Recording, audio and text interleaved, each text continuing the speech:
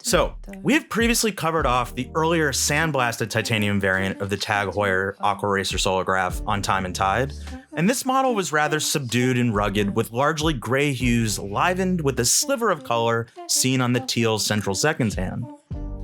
But does the Solargraph have to be so rugged and tooly? Or would a more flashy and vibrant Solargraph be a welcomed and worthwhile exercise in variety?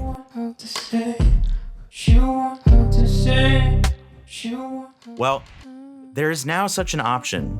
You can now opt for one of two stainless steel Solargraph watches, one with a vibrant sunray blue dial, or another with the same black sunray dial seen on the sandblasted titanium model. Whereas the sandblasted titanium model was more matte and monochromatic to an extent, this stainless steel Aquaracer Solargraph is far less stealthy, with a mixed finish case and bracelet. Also, if heft in your mind equates to luxury, then the greater weight of stainless steel versus the lightweight feel of grade 2 titanium will up the tactile luxury experience as well. It's not about one experience being better than the other, rather, you now have the agency and variety to go with what you prefer from a finish and weight perspective.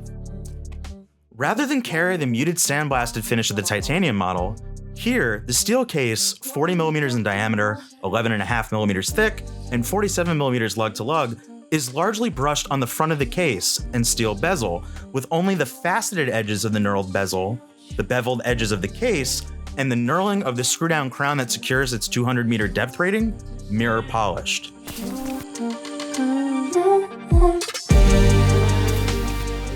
The case sides, like the front though, are brushed as well. The largest amount of mirror polishing is found on the subtly tapered 3-link bracelet, with a broader polished center link framed by two narrower brushed links. As you work your way down the bracelet, you will arrive at a twin-triggered folding clasp, polished in its center to match the finish flow of the links, with 3 points of micro-adjustment for those concerned.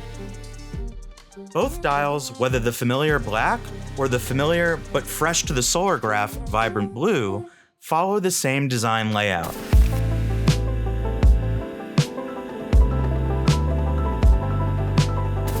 A raised and dial-matching outer minutes ring borders the luminous applied hour indices, with a shorter index adjacent to the 3 o'clock date window.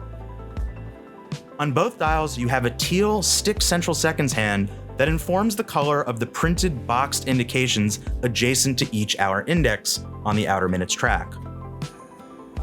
While the hours and minutes hands use crisp white superluminova, like the applied hour indices on both dials, the central seconds hand on both dials is non-luminous. On the black sunray dial, the date window is color matched with a white on black disc, but for the vibrant blue sunray dial, the date sticks out more with a conventional black on white disc. TAG, I'd love to see a blue date window for this. The horizontal striations found on each dial add to the aesthetic, but are also functional elements of the Solargraph's design.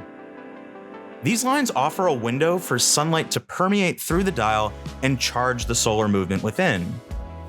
Designed with La Joux Purée, the TH50-00 movement leverages the unlimited energy offered by our sun. On a full charge, the battery will last up to 6 months and even 3.5 years in power save mode. So you do not really need to worry about ensuring the watch gets enough sunlight to run. It will naturally recharge over the course of wear. Functionally, there's nothing new to speak of since we last reviewed the titanium model 8 months ago. What these two watches really offer is a Solargraph with heightened elegance that will better fit in boardroom environments while offering every bit the same of beach or adventure functionality.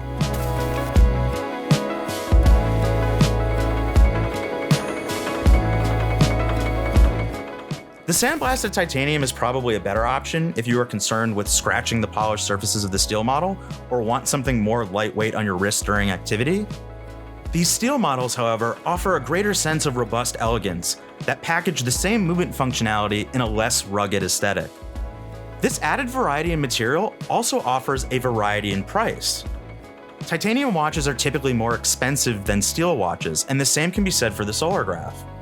Whereas the Grade 2 titanium Solargraph is 4,450 Australian dollars, these steel Solargraphs are just over 1,000 Australian dollars less at 3,400 Australian dollars. So, with all this in mind, which Solargraph do you think you prefer? One of these two stainless steel models, or the previously introduced titanium model? Let me know in the comments below. And after you leave that comment, please do me a favor and hit that subscribe button. It means the world to the Time+Tide team. And as always, I'll see you on the next one.